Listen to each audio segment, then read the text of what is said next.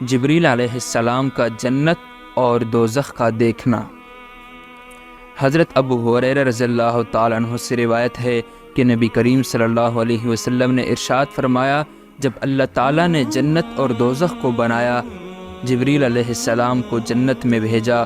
اور ان سے فرمایا، اس کو دیکھو کہ میں نے جنت والوں کے لیے اس میں کیا کیا تیار کر رکھا ہے۔ چنانچہ حضرت جبریل علیہ السلام جنت آئے اور جنت کی طرف، اور اس میں جو نعمتیں اللہ تعالیٰ نے جنتیوں کے لیے رکھا ہے ان سب کو دیکھا۔ پھر حق تعالیٰ شانہ کے حضور میں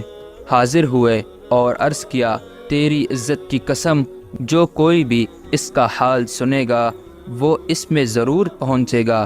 یعنی اس کا حال سن کر وہ دل و جان سے اس کا طالب بن جائے گا، اور پھر اس میں پہنچنے کے لیے جو اچھے اعمال کرنے چاہیے وہ پوری انہماک کے ساتھ وہی اعمال کرے گا، اور جن برے کاموں سے بچنا چاہیے ان سے پوری طرح بچے گا، اور اس طرح اس میں پہنچ جائے گا۔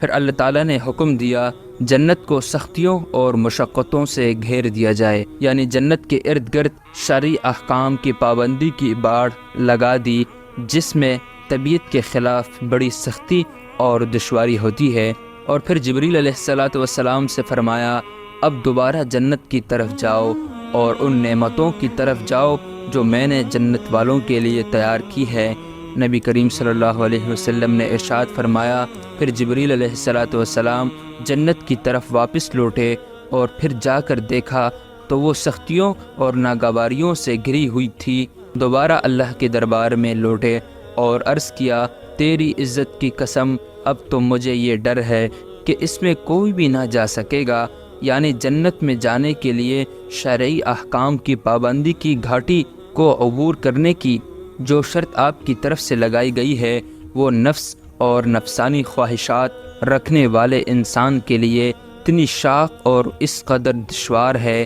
کہ اس کو کوئی بھی پورا نہ کر سکے گا، اس لیے مجھے ڈر ہے کہ اب اس جنت کو شاید کوئی بھی حاصل نہ کر سکے گا۔ اور پھر حضرت جبریل علیہ السلام سے فرمایا، دوزخ جاؤ اور دوزخ کو اور اس میں انواع و اقسام کے عذاب کو دیکھو جو میں نے دوزخ والوں کے لیے تیار کیے ہیں۔ نبی کریم صلی اللہ علیہ وسلم نے ارشاد فرمایا، جبریل علیہ السلام نے جا کر دوزخ کو جو دیکھا تو اس کے بعض حصے بعض دوسرے حصوں پر سوار تھے۔ اللہ کے دربار میں جبریل علیہ السلام نے لوٹ کر عرض کیا، تیری عزت کی قسم، تو نے دوزخ کو کیسے بنایا ہے کہ میرا خیال ہے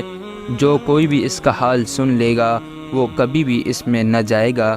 اللہ کی طرف سے حکم دیا گیا، اللہ کے حکم سے اس دوزخ کو شہوات اور نفسانی لذات سے گھیر دیا گیا، یعنی نفسانی خواہشات والے وہ اعمال جس میں نفس کے لیے بڑی کشش ہے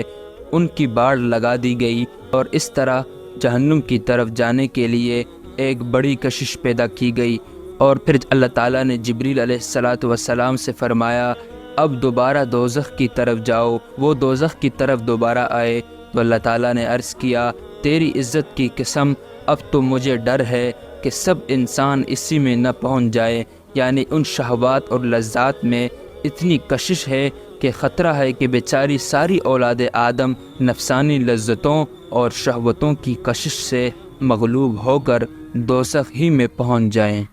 آج کی ویڈیو کا اختتام کرتے ہیں، ملتے ہیں اگلے حصے میں، اب تک کے لیے اجازت، اللہ حافظ۔